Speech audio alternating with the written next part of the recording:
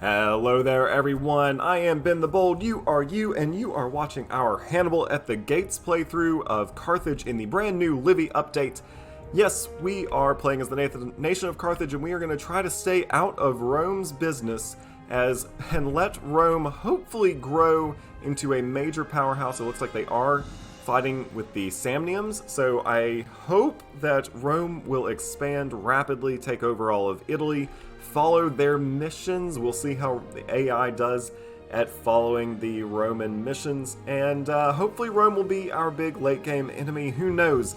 Maybe we will march an army of elephants through Gaul and across the Alps. We'll have to see where it goes. We are specifically, though, going down one of the Carthaginian missions, and that is the Ages of Africa. Now, the Ages of Africa, it seems to be mostly focused on having us conquer territory in Africa, which I'm all for. I would love to go ahead and turn all of North Africa a nice Carthaginian light green. I guess that's a decent color for Carthage. Why not?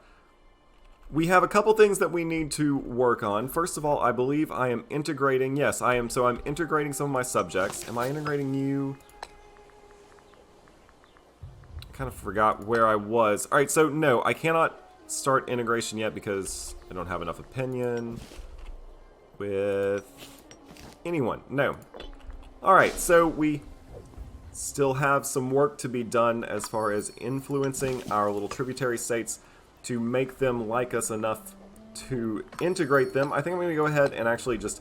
You only want 7 gold. I'm going to go ahead and pay you the 7 gold. Let's go ahead and get started with the integration effort on... Looks like February 24th will be the magic day. Looks like we're getting a ton of offers for our grain and vegetables. I think I'm going to pass on those for now. You know what?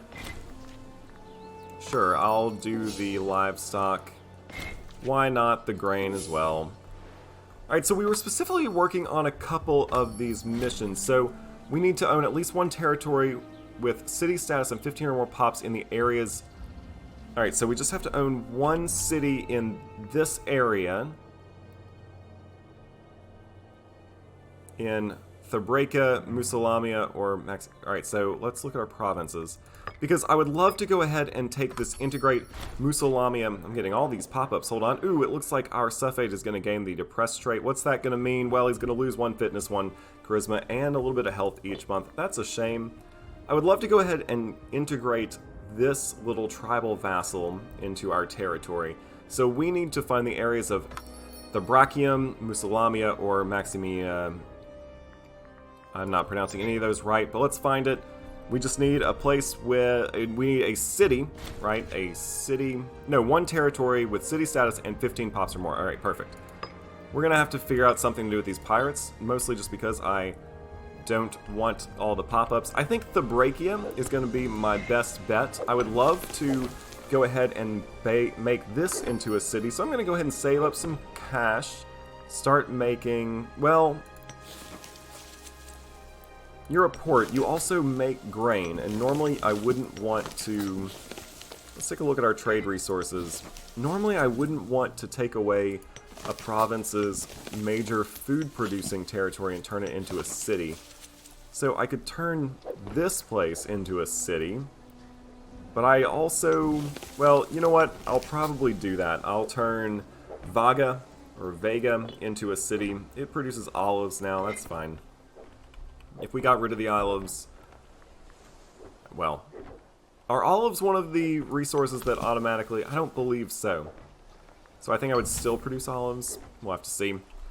An optional tithe. The head of the devout religious faction has approached us with a broad smile on his face without a trace of his sickly grin leaving his visage. He politely offers us support of a portion of the religious faction in return for only a minor tithe.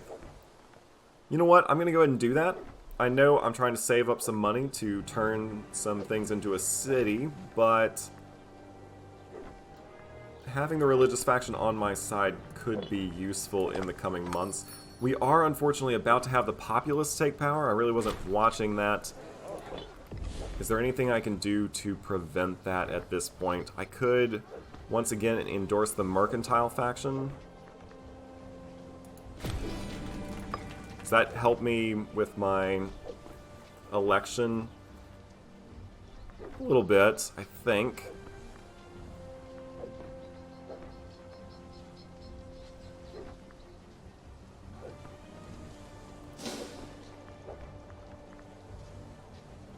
Forgive me, I haven't played with republics very much, so I'm still not 100% familiar with how the election system works. If anyone has, I know that there are a couple of YouTubers who have done a really good job, like Dan is Stone is really good. He has a really good video about republics. I've watched it, I've just forgotten a lot about it. It looks like our new ruler is Tabnit Barca. He is unfortunately a member of that populist faction. That's going to be okay. Unfortunately, when the populists are in power, we don't get as much political influence, but we get a decent amount of political influence anyway, still at 2.18 per month. Let's go ahead and pause for just a second while I sort out our religious omen as well as one of our character needs.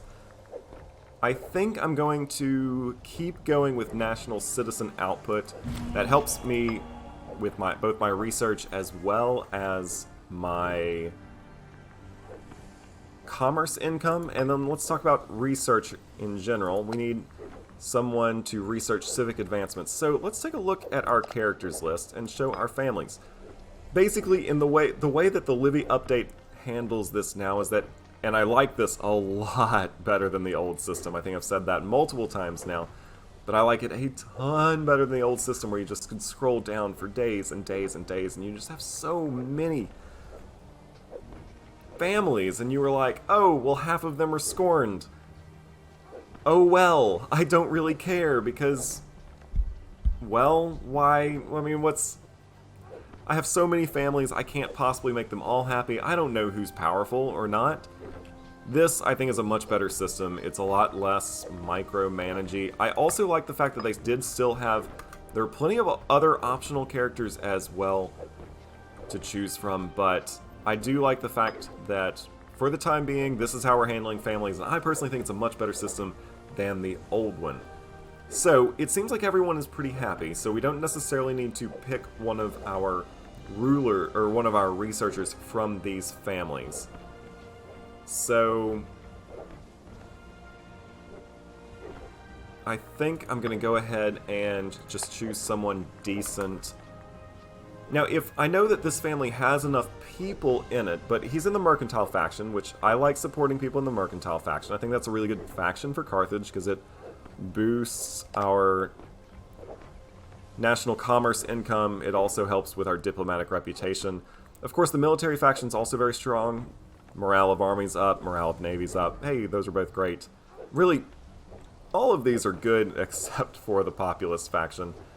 I think I am going to go ahead and choose you. You also have a decent statesmanship, which means, and I believe while you're in office, okay, so this must not be a very prestigious appointment. So, in fact, I should have hired you to a better office over here. What are my finesse offices? Yeah, you're not doing anything right now. Yeah, maybe I should go ahead and switch you out. Someone decent-ish. I think I'm going to actually put more people from the mercantile faction in charge. This just gives me national freeman happiness up by 0.5%. I guess that's fine. His statesmanship is going to go up, hopefully rather quickly. Let's check that out. Yeah, so it's going to change by 0.85 per month. I do feel much more engrossed with my characters now in the Livy update, which is good. I like the statesmanship. It's still, I'm feeling like the statesmanship makes your characters a little too weak, but I guess if it weakens everyone, then it's fine, and I guess it would make sense, and it really encourages you to put someone in office and hold them in office for quite a long time. It also means that in the past versions of the game, if, for instance, I had a really good Tribune of the People here, and he was really good, but then he was in some event, and it was like, hey, you can either let him off with a warning, you can imprison him, or you can, like, flog him. Well, I would normally just be like, he's might be really good, but I'm just going to go ahead and imprison him because there's probably someone in the character pool who's almost as good behind him, and usually the imprison him had less like loyalty. Well, you know, if he's in prison, I'm not super worried about his loyalty anyway, because his power base is nil, zilch, zero. So I would usually just be like, I don't care if he leaves his office, I'll find someone else behind him. Well, here with the statesmanship, like, it takes a long time to get someone back reacquainted with the office, so I might be more willing to be like, okay, well, I'm going to overlook this because you're really good, you're a really good tribune of the people. Speaking of, it looks like my Raphat, he is not necessarily the greatest at his job, but I want to keep him in there because of two reasons. One, he's a Hannibal, which means that the Hannibal family will be a little happier. Also, I like the fact that he is of the mercantile faction, which is going to hopefully increase their power base, or, you know, help me put more mercantile people at the suffect level. So, and get more mercantile senators. Alright, so, where are we? Let's go ahead and unpause the game and keep going. I am still working on integrating. I can now hit this button. That is going to raise my tyranny a little bit because it goes against the will of the Senate. That's fine. Looks like Tebessa has become a city. I forget what mission it was that I needed to do that for. It's been a minute since I played the game last. Oh, it was this one. So, Carthage owns Tebessa. Tebessa has city status. It needs a population greater than or equal to 10. So, let's go ahead and maybe just move some pops around. And then this is... Oh, looks like we've lost a trader ad. This is something I really like about the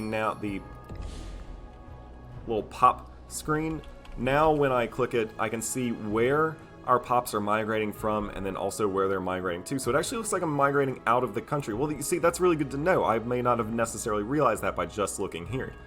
So, I know that I need 10 pops there. I currently only have 2. So I'm looking to move 8 pops. I have some cash. I also don't have 8 pops to move to them. There's 2, 3, 4, 5. So I'm going to go ahead and just move all of them. And I guess I could maybe... Can I move some people to... Can I say?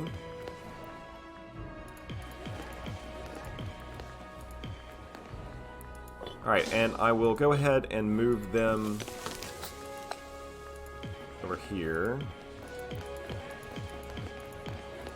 And that's going to do it for the amount of money I have. So, as soon as I make some more money, I'll be able to move those pops to Tebessa. It's still kind of this just like pop movement game, instead of like having to build up the city and turn it into something, you know, kind of organically through the uses of like aqueducts and everything. But, you know, it is what it is. We did lose some wood, so we are able to get a new trade route, except it actually doesn't look like there's anyone willing to trade with us right now, and we're not producing enough surpluses to help that out. I'll go ahead and trade away some grain. I think I'm still good everywhere.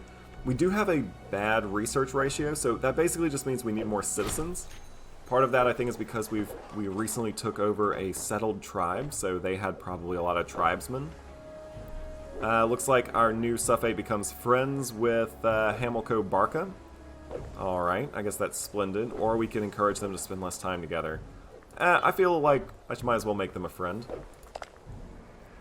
I want to spend a lot of time in kind of pushing my Republic to kind of go the direction I want it to. I want to get into the Republic mechanics, because I think I've mentioned it a few times before, especially in previous playthroughs. Most of my experience in the game has come from playing as, like, tribes and turning them into monarchies, or playing a lot in Greece and turning it, you know, you start out with a monarchy in Greece, or in Syracuse, for instance, which was one of my most recent playthroughs.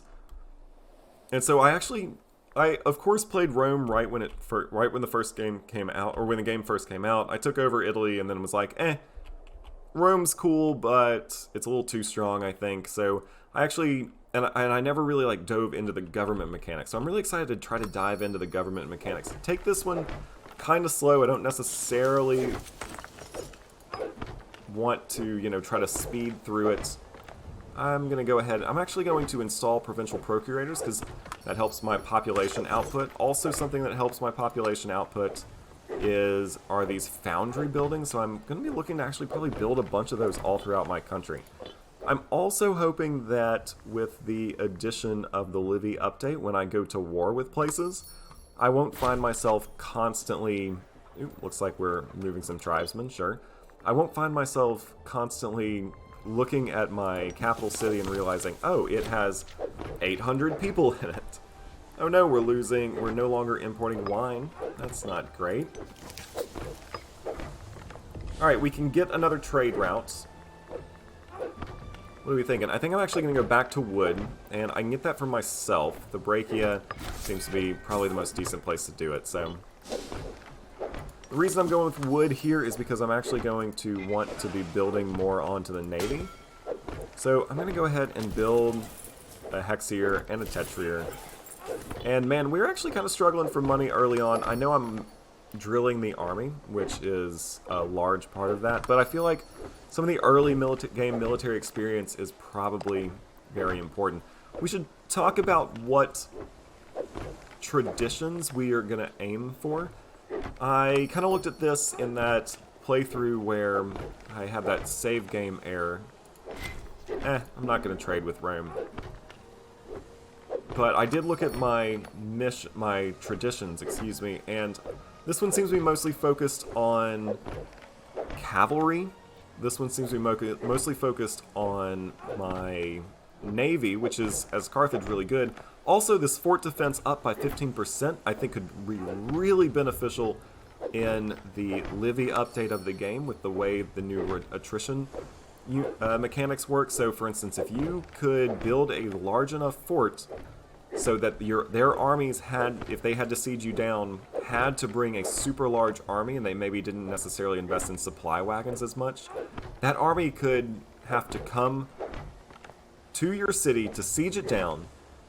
But because it's so large, it actually might eat itself out of existence, basically.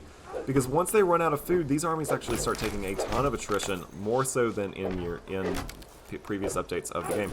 Well, I don't want to lose 100 gold. That's unfortunate. I could gain some popularity. I think I'm going to go ahead and do that. I'm going to gain back a little bit of tyranny. A little bit of tyranny is not good. In fact, it actually helps with some things, like pop assimilation speed, national slave output. So, like, the higher tyranny I have, the more money I make, which is kind of crazy. But what I was saying about these fort levels is it kind of makes me want to play... I know I just played as the very tall Sicilians, but it kind of makes me want to play as... I think that could be useful. It kind of makes me want to play as, like, just a really, really small... Maybe not even on an island, but a really, really small nation. I know that I had someone in the comments of my Very Tall Sicily campaign, Carl, you know who you are. He was saying that Massalia is by far the best nation to play as, the most powerful nation to play as in the world, because you can play it tall at like a little city-state.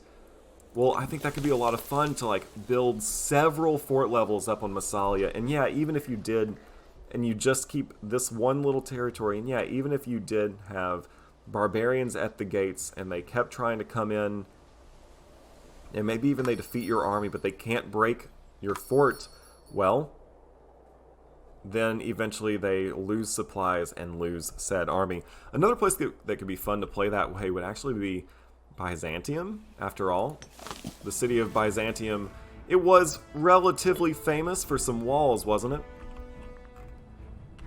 I will say, I feel like my game has been kind of lagging a little bit more so than it used to.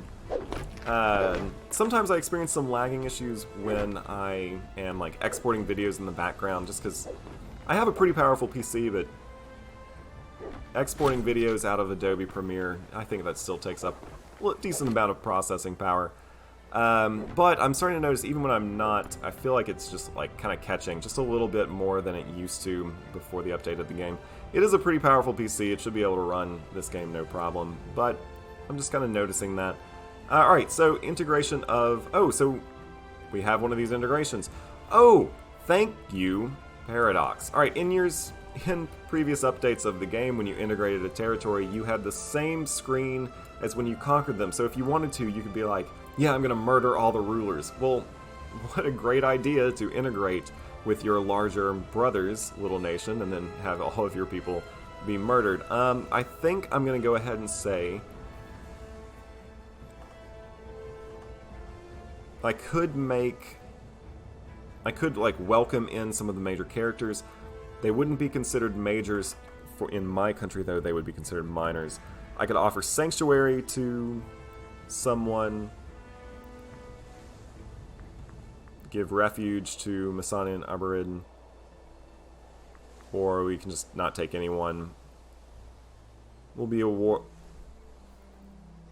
We will get 1.25 popularity per denied source. Alright, I think I'm going to say let us welcome him. Well, actually, yeah, let us welcome him. Several important families are also known for having held sway in this place. Whilst we have considered the lesser men and women this fallen nation to their fate, we must decide carefully upon how to treat their elite. So we could offer sanctuary to them. We just can't take anyone in. Oh, and actually, yeah, so this was the little country that I just annexed, right? I think. You could be ready to start integration. Seems like the Senate will agree with me, so let's go ahead and integrate you. What about you? How are you doing? Alright, so you, we should improve some opinion. Senate agrees, good. The Senate seems to be very loyal to me right now, which is good.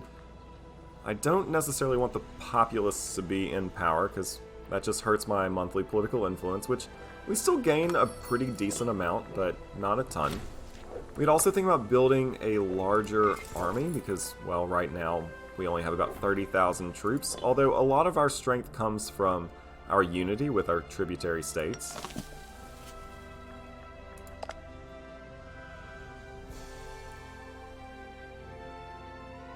We are slowly but surely taking in the required territories for A Tale of Four Cities.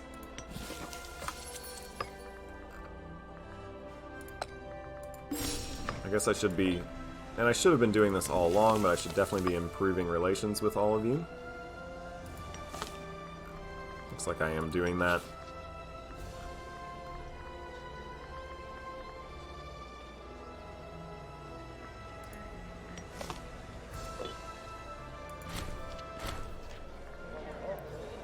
It seems the governor of Italia has been taking advantage of his position to such a degree that he has left the people of Sardinia and Astulias destitute. Some of our confidants who have passed through the province talk of desperate situations of unfortunate souls who barely cling to life. Not only has he not taken care of those under his rule, but he has taken advantage of the situation for the sake of personal wealth. Well, how dare he? Alright, so let's... First of all, we kind of have to see what he is. He's a minor character, so I'm not necessarily worried about what the rest of his family will think. He is in the mercantile faction, which I want a lot of characters to be in the mercantile faction. I want them to hold a lot of sway. I could say, is that not what all governors do? Basically, the province would lose 20 loyalty. Or I could say, outrageous, let's send some administrators to fix up the problem. So he would lose 20 loyalty and lose some money as well. I think I'm actually going to say outrageous. Let's send some administrators to fix this up.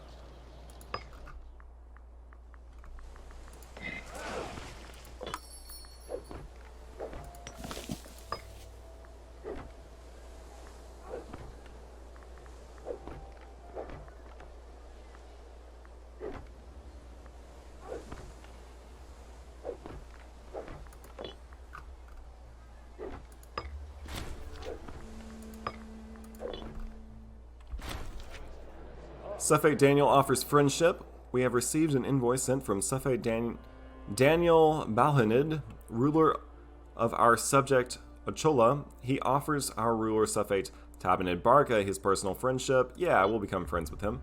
So I'm looking through these little nations, and it doesn't seem like I am actually... They are my feudataries. If I'm not wrong, I should be able to integrate them, but it's, I don't see that. Can I not integrate my feudataries? I thought I had to. Oh, no, I'm Alright, so I'm already integrating them. Alright. Okay, that makes sense. Alright, lofty notions. Maribal Gurblid and his dreams of high office are fairly well known in the Senate of Carthage, but recently he has been lobbying more urgently of his suitability and deservedness for the role of augur.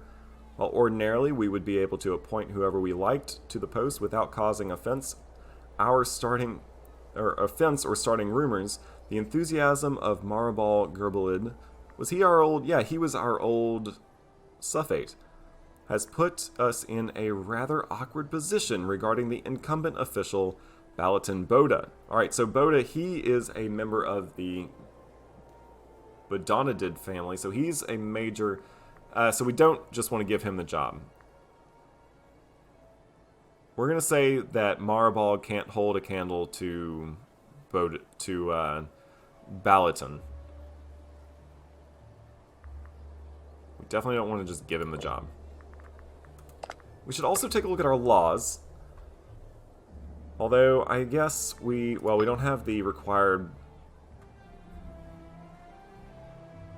political influence to change any laws at the current moment, but we should take a look at maybe some of the things we're interested in doing. It looks like we could keep the civic faction in power pretty much as long as we wanted to. They have a lot of things. Oh, he's going to gain Montagra. Whoops. They have a lot of laws that seem to push us towards civic faction influence towards this. So, I could... What happens if the civic faction becomes in power? So I would just get national tax 20 plus 20%. That's not nothing. That means I could get a ton more money. Of course, eventually as Carthage, I do believe that in most cases your commerce will eventually far outweigh what you're making in taxes. But having your tax rate up by 20% is very nice. It's actually probably better than national commerce income up by 10%. That diplomatic reputation doesn't exactly hurt, though.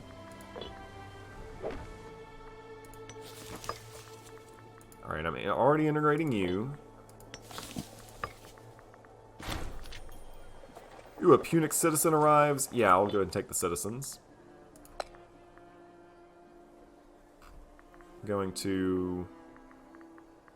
I'm improving your relation. I could make that hurry up a little bit, bring it up into the 75 region. I think I'm gonna... Well, I don't have the required political influence, but going to the domineering stance could help me a little bit. It also speeds up integration speed, so I'm probably going to do that. I'm also looking to save some money. One, I want to save some money for some technology, some inventions, especially things like import value up. Claim fabrication could be decent. Omen speed, that's important. Global monthly food modifiers, those can be really important, letting them stack through the campaign. So right now I'm actually kind of running low on cash, so I'm going to go ahead and just move my fleet maintenance down to nothing. Probably should have done that a while ago. That is going to mean that these pirates are just going to kind of run roughshod around my country, but that's alright. I'm going to say we have a decent enough navy as is. We should now start gaining gold much faster, even while drilling our troops. We never did figure out exactly what pathway we were going to go down. Now, as Carthage, it is very important to go down and to, well, have a very, very strong navy. Although we already get some things like shipbuilding costs minus 15%. We could really make our navy pretty strong. Here, ship damage done plus 10%. Ship damage taken minus 20%. I mean, we could pretty much make our smaller ships nigh unbeatable at sea. Monthly ship repair at sea, that could be decent, I guess. Looks like we're going to integrate another country. I'll go ahead and... Honestly, I want the popularity, I think. Or maybe since I don't necessarily love the fact that you are in charge, maybe try to make my mercantile faction more popular. We have a new trade route available. I think in this case I'm going to look at leather. Yeah, I think leather is good. That is going to give me local slave output up by 10%. Do I already have leather here by any chance? No, I don't. So let's go with leather.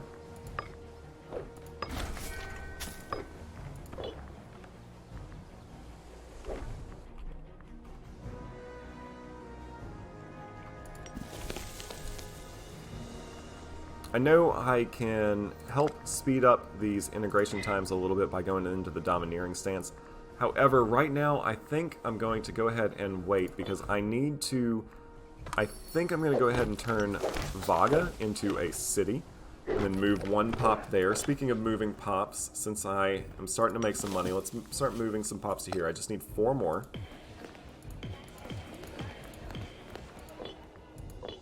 And that should mean I can hit this button, which this is going to give me a Punic freeman, or 2 Punic freemans and 2 Punic citizens arrive in Tebessa, and Tebessa gets a migration attraction for the next 10 years. So, sure, there it is.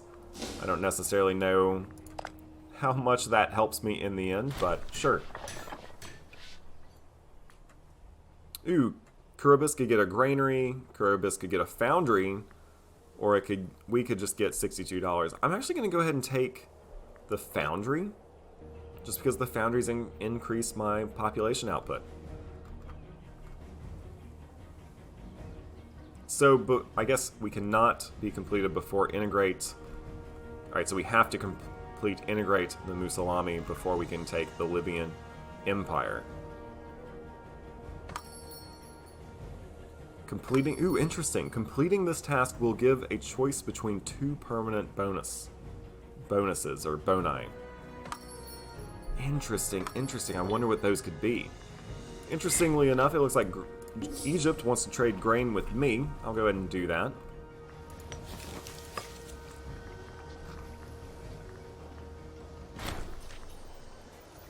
And once again, I'm going to aim for popularity. Sounds good. We are getting closer to being able to build a city in Vaga. How many people do I need? How much money do I need? I need 200 gold. So we're looking at just a few more months. Not a problem. Since I have the grain, it seems like I am going to go ahead and trade away some of these extra sources of grain that I have. I can always, if I start to notice that I have starving pops, I can always call back the trade. I'm going to go ahead and start integrating Utica.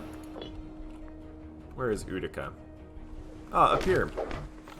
Utica, you'll be mine. Meanwhile, I can also start integrating you. And it looks like the Senate is very happy to let me do this. So, while I'm not necessarily super happy with my current Safate, or Safidi, however you pronounce this word, it seems that my people are.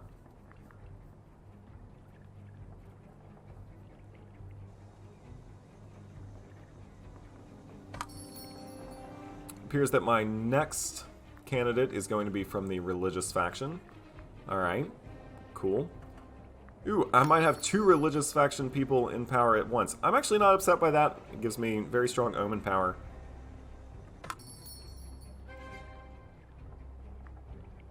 I guess that's probably because even though my mercantile faction support is high, this man can't be elected again, so instead it would go to the second highest?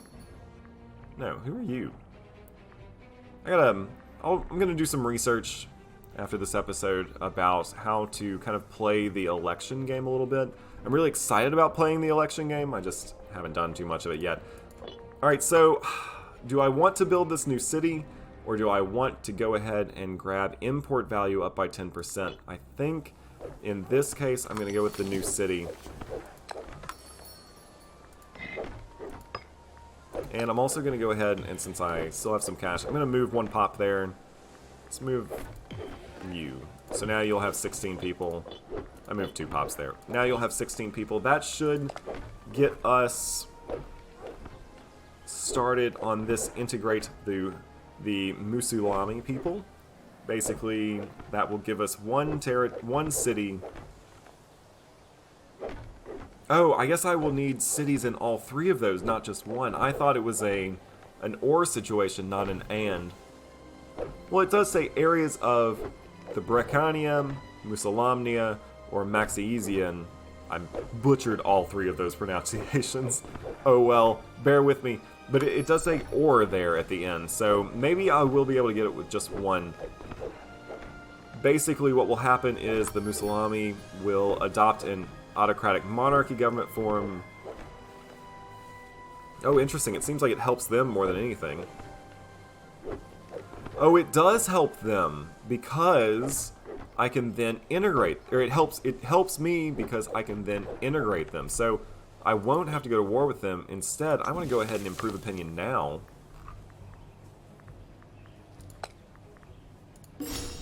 So that they like me when I can start the integration process with them. So I'm going to try to integrate them peacefully. Cool.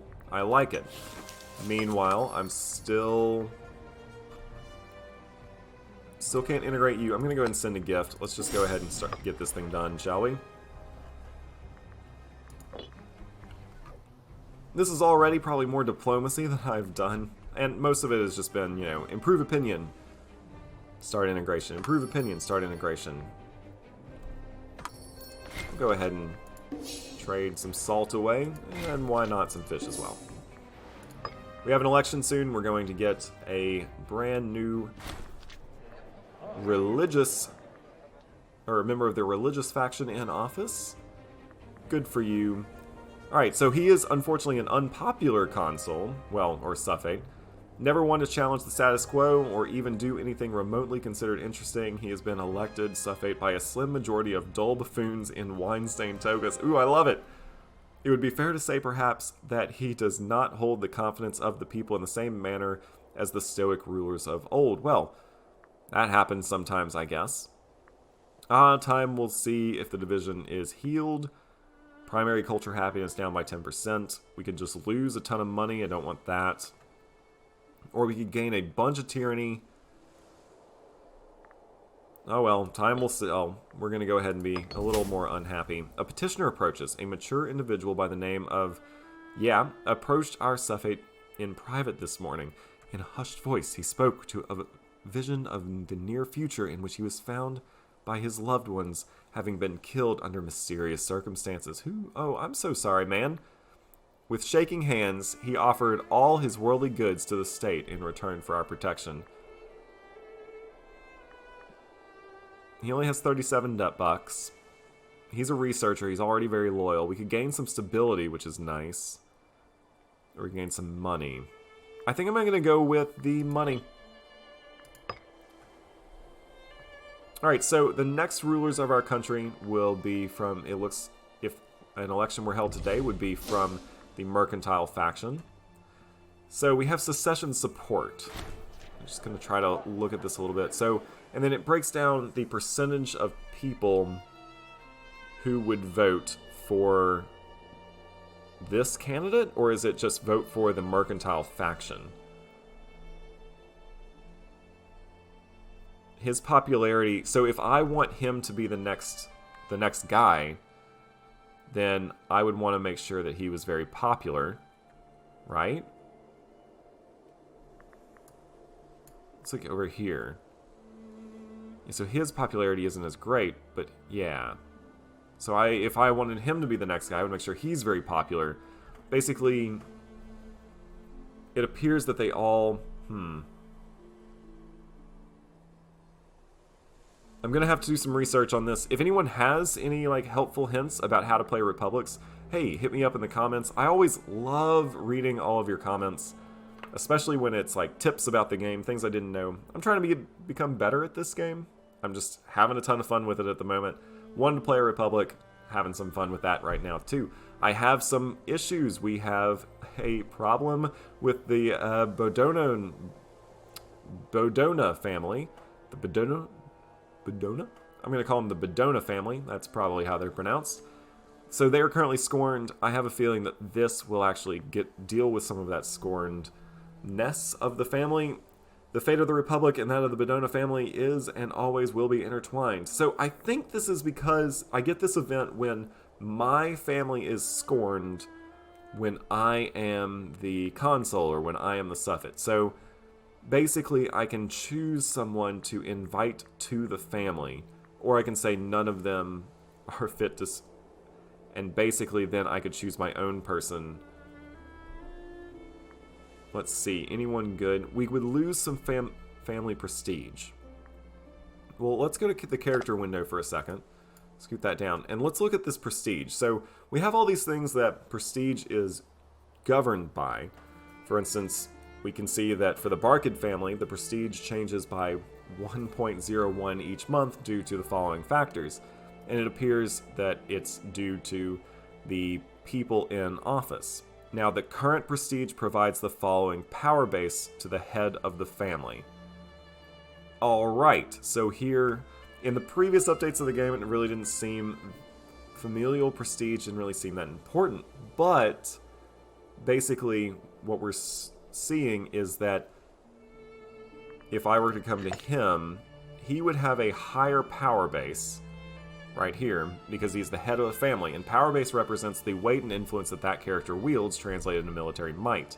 Characters with a high power base should be treated with due caution. So, this is fun, and I already want to go ahead and play another monarchy now, where I basically just try to accumulate as much power base for my own family as possible. So I feel like in a republic I want to balance all of these out. Whereas in a monarchy I would want to give my own character as much power as possible. I might be completely wrong on that. Or my own family, that is, as much power as possible. I might be completely wrong on that, of course, but still. Alright, so in a republic, the Hannibal family is the one with the least power base currently. They have the least prestige. The Bedonid family has a decent amount, I guess you could say. So I am going to come to this. I don't necessarily want... You know what? I think I'm actually okay to lose a bunch of prestige because we're actually going to gain it back.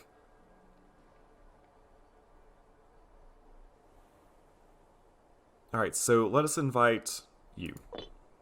Alright, there we go. Oh, and wouldn't you know it, I already have someone. I could put another member... I think I'm going to go with you. You're 26 years old, or 28 years old, so you're still pretty young. That's going to help us with your statesmanship, and then maybe I can put you in another job, more important, later. We have a new omen. I think I'm going to keep going with national citizen output. Perfect. And, yeah, here we go. We've been going for about 45 minutes, so I think I am going to go ahead and wrap it up here. I'm having a ton of fun with the Livy update. I'm trying to play this one kind of slow. I really want to play around with the Republic mechanics, and so admittedly I haven't been doing an amazing job at that, but I promise I will do some research and see how this all works. The Republic mechanics, I mean, as well as if there are any ties to, like, familial power base, familial prestige, such and such. I promise we will be going to war. We are going to try to play a relatively expansionistic Carthage. That's one of the reasons why I took the mission that I did. It's going to give me lots of reasons to turn this part of the map into that light green, and hopefully it will give me lots of reasons. A future mission will give me lots of reasons to turn this part of the map light green. Yeah, I would love to be able to take Iberia. Now that's going to be easier said than done, but we'll see how this all works out. And you know what I haven't even done? I have not even taken full control of Sardinia yet. We will look to do that in the episodes upcoming as well. But we are another 5 years into the game. We are in December of 460 AUC, and that is where we will pick it up on the next one. Please, y'all, if you're enjoying the video, hit that like button. If you enjoy the videos I make, hit the subscribe button. I'm going to apologize one more time for not being able to carry out my previous Carthaginian campaign to fruition. Unfortunately, I did just have a weird save game bug where when I tried to load it back, it just popped me back out in October of 450 instead of however far it actually made it. So unfortunately, I do have to call that series quits after 3 episodes. Hopefully I don't run into any issues with this save game. I'm really looking forward to playing the long game here, kind of taking my time with the Livy update and with Carthage. Carthage is one of my favorite ancient empires to read about and to look into in general, even though I obviously can't pronounce any of the Carthaginian names. So I'm really excited to play as Carthage, and for some reason I never had found the motivation to play as Carthage before, but I'm really excited to bring it to YouTube. So yeah, hit that like button, hit that subscribe button if you want to see where I go, and I will catch you on the next one.